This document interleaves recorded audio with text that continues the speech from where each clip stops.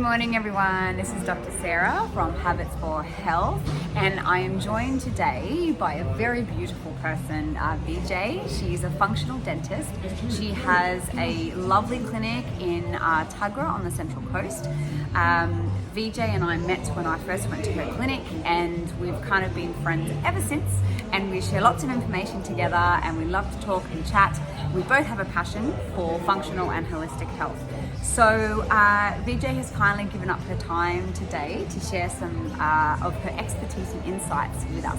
So I'll start by asking some basic questions. So Vijay, I know that there is a link between the gut and the mouth, but what I don't know is how exactly that works. Could you explain how the gut-mouth connection works? Yeah, absolutely. Well, first of all, thanks for having me. This is fun doing this together. Secondly, the mouth is actually the start of the gut when you think about it, because you're putting food into your mouth and it then goes down into your gut. So if you have inflammation in your gut, for example, this can present as gum disease.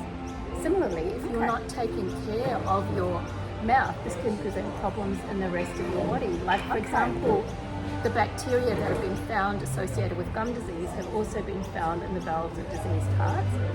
There's also some indication that the bacteria from gum disease can also be linked to Alzheimer's. They've been found in plaques, like Alzheimer's related plaques on the brain of Alzheimer's patients. Okay. Obviously not the only cause, but a contributing factor. That's huge. Yeah, it's huge. And another link can also be pancreatic and lung cancer as well. Get out. I did not know that. Okay. So, wow.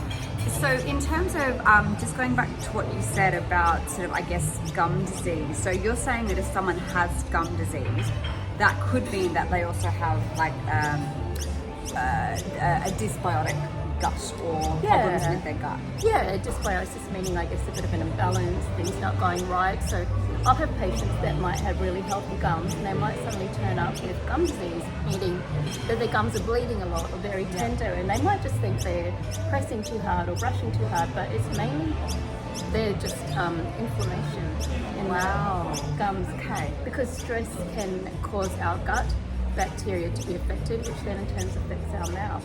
Amazing. That's really fascinating, because I know a lot about the gut-brain connection. Yeah.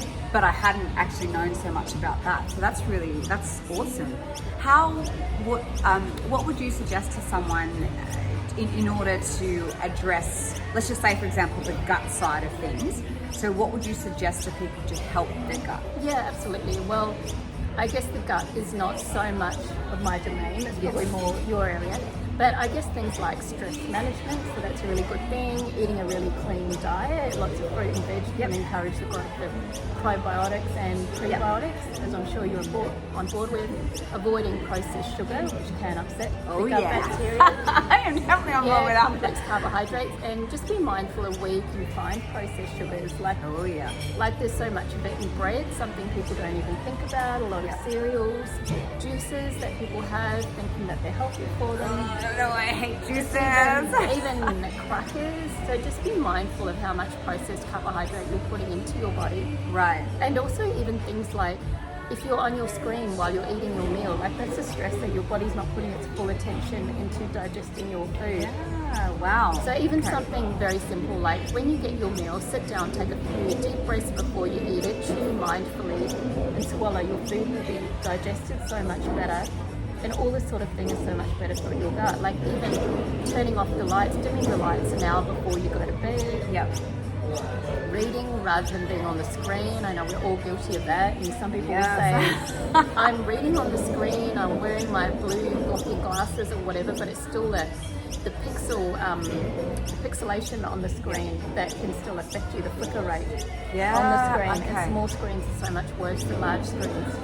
Yeah, wow, all right. Geez, damn, my Kindle on my phone. Absolutely. Look, I don't know about Kindles, but that's just what I've heard. I love, like you, I love learning about health, so I'm always learning about different things too. That's fantastic. And I know too, like with especially with the gut side of things, as I was talking about. So one of my mantras is if you're going to have something with carbohydrate in it. Make sure there's lots of fiber, because the fiber is what feeds the microbiome, especially down in the colon area.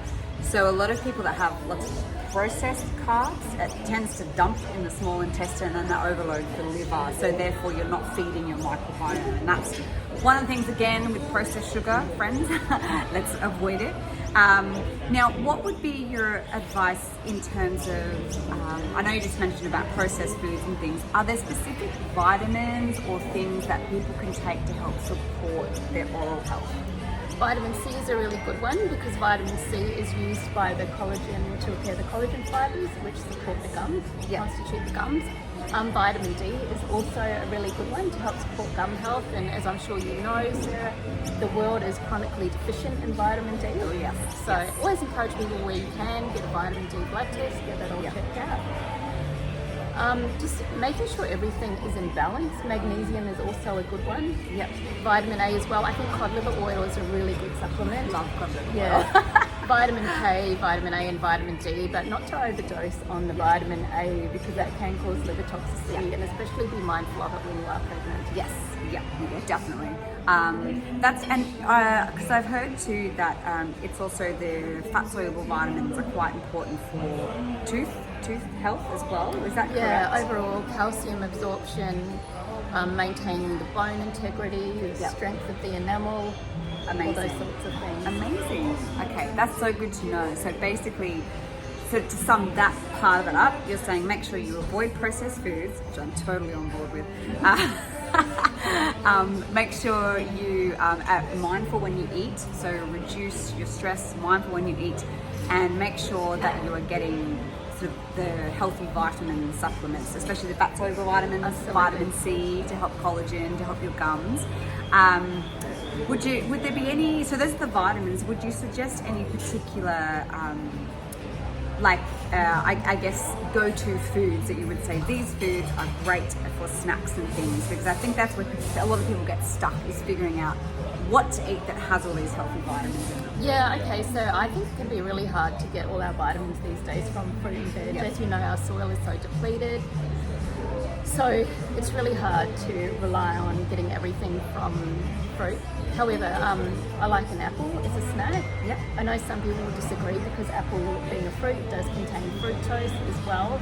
But I think the whole fruit's fine. The whole fruit is fine. Right? You've got the fibre to balance it out. So, and I'm a big believer of fruit, and fruit's especially great. feeding it to your kids. Whole fruit is Whole great. fruit is great. Yeah, just not the juicing. So apples are really good.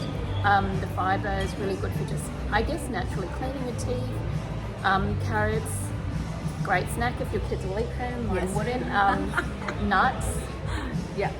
Boiled eggs. Look, I don't mind the odd cracker. Now and again, it's all about balance. I have 3 boys. It's really hard to raise 3 boys without feeding them carbohydrates. Oh, no, totally. I totally get it. It is finding that balance, right? Yeah. What about some good, we're talking about fat soluble vitamins, some healthy fat sources that you could find some of those fats in? So they're not, I guess it's not really a source of vitamins, but hard cheese is always a really good one. Oh, I'm so glad you said that. I love for helping neutralise pic acid. So just say you have something sugary, like we all do from time to time. Except, just at the end of the day, just have a bit of hard cheese. I say that to parents who are struggling to maintain their kids' mouth cavity free. Just have a piece of hard cheese at the end of the night. It helps neutralise pic acids. Wow, I didn't know that. That's amazing. Yeah. Okay. Or after you have some, a soft drink, or even something like kombucha, which is healthy, but it's also very acidic. Yeah. So not so great for the teeth. Or if you like having apple cider vinegar or lemon juice, if you can tolerate dairy, just have a small cube of hard cheese. Nice. It helps protect your teeth, because what's good for your body is not always good for your mouth or your teeth specifically. Yeah. Okay, amazing. So good to know. You're like a wealth of information, Vijay. Okay, awesome. So, where can people find, because I know, so not only does Vijay have a practice, but she's also got her own line of toothpaste, healthy toothpaste. She's also got a podcast, and she's also got a course. So this woman is incredibly talented. Where can people find you if they want to follow you for your amazing insights and tips? And where can they come and see you if they want to see you as a dentist? So I would say, just to keep it easy, is just contact me through Vitality Dental Tuggerah. You can send an inquiry through the website. I do online consultations for anyone who's out of state or even overseas. Happy to do that for you. And if you're interested in any of the above, I can then direct you to the relevant website. So Vitality Dental Tuggerah, and there's a contact form on the website there. Okay, awesome. And I'm going to put the link to Vijay's podcast and thing on the post, so you can follow her on Instagram and follow her other social media channels, because Vijay does a lot of great tips and videos as well. One more thing. I remember one of the followers in the group was just asking about managing dry mouth. Yeah, absolutely. So the problem with dry mouth is that your teeth are then missing out on all the valuable enamel protecting components of saliva. So dry teeth are very vulnerable to decay. So this is where the cheese comes in. Yep. So I would recommend hard cheese even 3 times a day, just to help, just a small cube, just to help keep the enamel protected and not so vulnerable to decay. It won't necessarily make the mouth feel less dry. Obviously, you've got to keep your water intake up. And there is a product on the market called Biotin, which helps with dry mouth. And one of my colleagues does make a product, which I think you can get online, which has helped some of my patients immensely with dry mouth. It's called Dr Hisham's Tooth Serum. And I think you can just buy that online. And some of my patients have found that to really help their dry mouth. Amazing. And if you can't tolerate cheese or you're dairy free, would there be something else that you could have instead of the dairy cheese? Dr Hisham's Tooth Serum is dairy free. You could, not that I'm a great fan of chewing gum, but chewing gum will help generate saliva. Okay. May not be so great for your jaw, but just chewing in general, or just even frequent swallowing, will just help generate saliva. Okay, amazing. All right, I think we might end it there, because I think we've been going how long? Almost 12 minutes. Awesome. Yeah. So, Vijay, thank you so much for your time today and just for all those amazing tips. I feel like I've actually learned quite a few new things today, and I love learning new things, so that is fantastic. And I might also just jot some of these things down so that people can also just read the summary of what we've kind of talked about. If anyone wants to go speak to Vijay, she's got her Vitality Dental at Tuggerah, so you can find her there. And I'll pop the links down where you can follow her as well on her social media accounts. But Vijay and I will also hopefully be doing a lot of stuff together as well. As a doctor and a dentist who love holistic and functional health. So looking forward to doing more stuff with Vijay and sharing more stuff with you guys. So thank you so much for listening and tuning in, and we'll talk to you again soon. Bye.